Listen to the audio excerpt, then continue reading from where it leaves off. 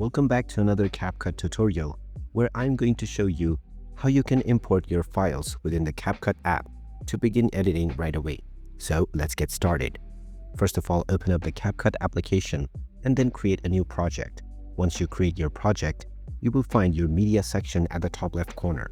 In the latest version, you can directly drag and drop your videos, photos, as well as audio files. On the previous version, you can click on the import button and then browse for your files. You can select multiple files and then open them to add them to your media list.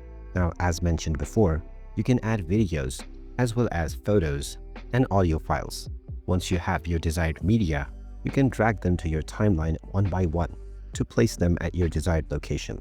And now you can begin to edit your videos on the CapCut application right away.